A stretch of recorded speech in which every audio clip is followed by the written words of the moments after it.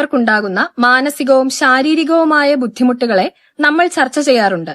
എന്നാൽ ദീർഘകാലം വീട്ടിലെ പ്രായമായവരെ പരിചരിക്കുന്നവരുടെ ശാരീരിക മാനസികാവസ്ഥ എങ്ങനെയായിരിക്കുമെന്ന് ചിന്തിച്ചിട്ടുണ്ടോ? കൂടെയുള്ളവരുടെ വാർദ്ധക്യം മനോഹരമാക്കാൻ വേണ്ടി യൗവനത്തെ ത്യജിക്കുന്ന ഒരുപാട് ആളുകളും നമ്മുടെ ഇടയിൽ ജീവിക്കുന്നുണ്ട്.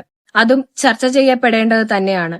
ഇവർ അനുഭവിക്കുന്ന ശാരീരിക മാനസിക പ്രത്യാഘാതങ്ങളെ മനഃശാസ്ത്രത്തിൽ കെയർ ഗീവർ ബേർഡൻ എന്നാണ് പറയുന്നത്. കെയർ ഗീവർ ബേർഡൻ കാരണമുണ്ടാകുന്ന മെന്റൽ ഹെൽത്ത് ഇഷ്യൂസ് നിരവധിയാണ്.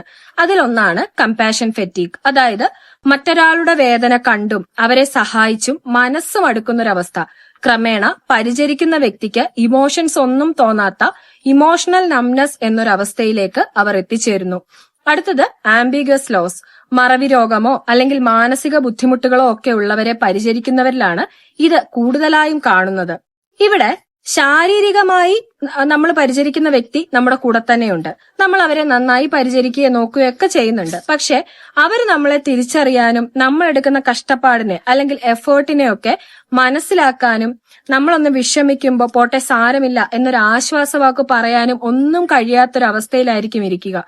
അത് ഈ പരിചരിക്കുന്ന വ്യക്തിക്ക് വലിയ രീതിയിൽ മാനസിക ആഘാതമുണ്ടാക്കും.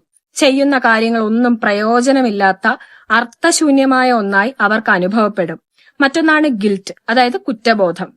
രോഗിയായ വ്യക്തി നമ്മൾ പറയുന്നത് കേൾക്കാതിരിക്കുകയും അതല്ല എന്നുണ്ടെങ്കിൽ രോഗത്തിന്റെ ഭാഗമായിട്ടാണെങ്കിൽ പോലും നിരന്തരമായി ചില പെരുമാറ്റങ്ങളൊക്കെ കാണിക്കുകയും അങ്ങനെയൊക്കെ സംഭവിക്കുമ്പോൾ പരിചരിക്കുന്ന വ്യക്തിക്ക് ചിലപ്പോൾ വേഗം ദേഷ്യം വരാം.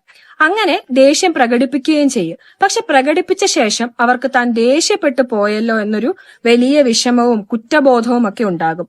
അതുപോലെ താൻ നന്നായി തന്നെയാണോ അവരെ നോക്കുന്നത്, എനിക്കെല്ലാം വേണ്ട പോലെ ചെയ്തു കൊടുക്കാൻ പറ്റുന്നുണ്ടോ, അതല്ലെങ്കിൽ ഇതെല്ലാം ചെയ്ത് ഞാൻ എന്റെ ജീവിതവും എന്റെ സമയവും എന്റെ ഊർജവും ഒക്കെ ഇങ്ങനെ നഷ്ടപ്പെടുത്തിക്കൊണ്ടിരിക്കുകയാണോ, ഇങ്ങനെ നിരവധിയായിട്ടുള്ള ചിന്തകൾ അവരിൽ കടുത്ത കുറ്റബോധം ഉണ്ടാക്കും. മറ്റൊന്നാണ് സോഷ്യൽ ഐസൊലേഷൻ അഥവാ സാമൂഹിക ഒറ്റപ്പെടൽ. രോഗിയെ തനിച്ചാക്കി എങ്ങും പോകാൻ കഴിയാത്തൊരവസ്ഥയിലായിരിക്കും ഇവരുള്ളത്. അതുകൊണ്ട് തന്നെ ആരെയും കാണാനോ ഇടപെടാനോ ഇതിനൊന്നും പറ്റാതെ എല്ലാവരിൽ നിന്നും ഒറ്റപ്പെട്ടു പോകുന്നു. ഇത് പലപ്പോഴും ഡിപ്രഷനിലേക്ക് പോലും നയിച്ചേക്കാവുന്ന അവസ്ഥയാണ്. അടുത്തതാണ് ഹൈപ്പർ വിജിലൻസ്. രോഗി എപ്പോ വീഴും, എപ്പോ അസുഖം കൂടും എന്നിങ്ങനെയൊക്കെയുള്ള പേടിയിലായിരിക്കും ഇപ്പോഴും ഈ പരിചരിക്കുന്ന വ്യക്തി ഉണ്ടാവുക. അതുകൊണ്ട് തന്നെ അവരൊരു അലർട്ട് സ്റ്റേജിലായിരിക്കും. എപ്പോഴും ഇങ്ങനെ ഭയത്തിലും അല്ലെങ്കിൽ ജാഗ്രതയിലും ഒക്കെ ഇരിക്കുന്നതിന്റെ ഭാഗമായിട്ട് അവരുടെ നെർവസ് സിസ്റ്റത്തെ ഇത് ബാധിക്കും എന്ന് മാത്രമല്ല അവർക്ക് ആങ്സൈറ്റി ഉണ്ടാവുകയും ചെയ്യും. അതായത് വിട്ടുമാറാത്ത സമ്മർദ്ദം കാരണം നമ്മുടെ ശരീരത്തില് സ്ട്രെസ് ഹോർമോണായിട്ടുള്ള കോർട്ടിസോളിന്റെ അളവ് വളരെയധികം വർദ്ധിക്കുന്നു.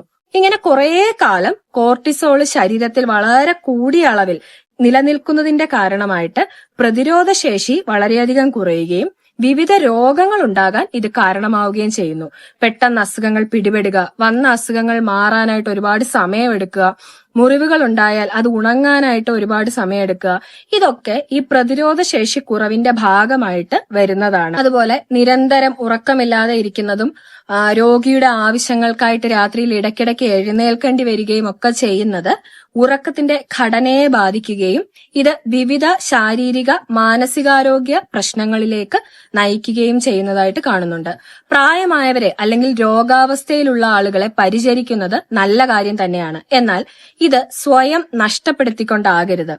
പരിചരിക്കുന്നതിന്റെ ഇടയിൽ സ്വയം പരിഗണിക്കാൻ നിങ്ങൾ മറന്നുപോകരുത്. പലരും നിരന്തരമായി പരിചരണം കൊടുത്ത് ഒടുവിൽ സ്വന്തം കാര്യത്തിൽ ശ്രദ്ധക്കുറവും താല്പര്യക്കുറവും ഒക്കെ കാണിക്കുന്നതായി കാണും. അതായത് സ്വന്തം വസ്ത്രങ്ങൾ, ഭക്ഷണ ക്രമീകരണം, ആരോഗ്യം, സൗന്ദര്യം ഇവയൊന്നും കൃത്യമായിട്ട് ശ്രദ്ധിക്കാതിരിക്കുക, അല്ലെങ്കിൽ ആൻഹിഡോണിയ എന്ന ഒന്നിലും ഇൻട്രസ്റ്റ് ഇല്ലാത്തൊരവസ്ഥ കാണിക്കുക, സിനിമ കാണാനോ യാത്ര ചെയ്യാനോ പുറത്തു പോകാനോ ഫ്രണ്ട്സിനെ കാണാനോ ഒന്നും ഇൻട്രസ്റ്റ് ഇല്ലാതെ വളരെ മെക്കാനിക്കലായിട്ട് ജീവിക്കുന്ന ഒരു അവസ്ഥയിലേക്ക് ഇവർ എത്തിച്ചേരാറുണ്ട്. ഇത് തിരിച്ചറിയേണ്ടത് വളരെ അത്യാവശ്യമാണ്. സ്വന്തം ആരോഗ്യത്തെ മുൻനിർത്തി തന്നെ ചുറ്റുമുള്ളവരെ പരിചരിക്കുക. സ്വയം സമയം കണ്ടെത്തുക. ആവശ്യമെങ്കിൽ മാനസികാരോഗ്യ സഹായം തേടുക. കൗൺസിലിങ്ങോ തെറാപ്പിയോ ഒക്കെ സ്വീകരിക്കുക. കാരണം നിങ്ങളുടെ ശാരീരിക മാനസിക ആരോഗ്യത്തെ ഏറ്റവും ഭംഗിയായി നിലനിർത്തുക എന്നത് മറ്റാരേക്കാളും നിങ്ങളുടെ ഉത്തരവാദിത്തമാണ്. Thank you.